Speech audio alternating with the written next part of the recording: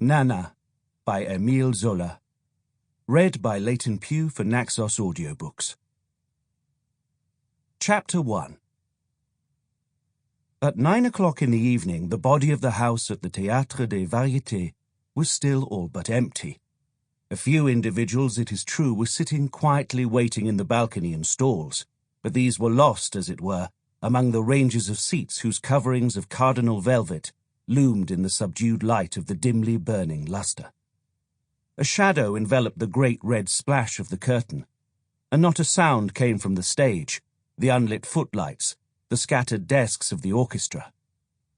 It was only high overhead in the third gallery, around the domed ceiling where nude females and children flew in heavens which had turned green in the gaslight, that calls and laughter were audible above a continuous hubbub of voices, and heads in women's and workmen's caps were ranged row above row under the wide-vaulted bays with their gilt-surrounding adornments.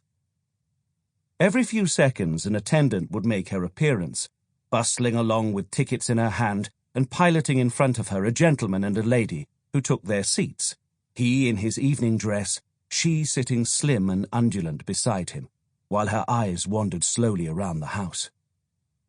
2 young men appeared in the stalls. They kept standing and looked about them. "Didn't I say so, Hector?" cried the elder of the two, a tall fellow with little black moustaches. "We're too early. You might quite well have allowed me to finish my cigar." An attendant was passing. "Oh, Monsieur Fauchery," she said familiarly. "It won't begin for half an hour yet."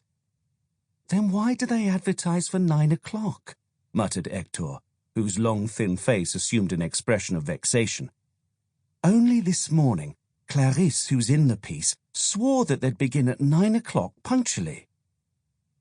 For a moment they remained silent and, looking upwards, scanned the shadowy boxes.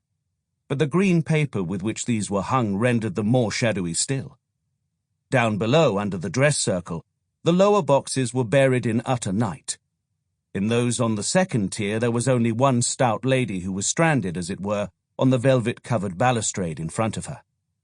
On the right hand and on the left, between lofty pilasters, the stage boxes, bedraped with long fringed scalloped hangings, remained untenanted.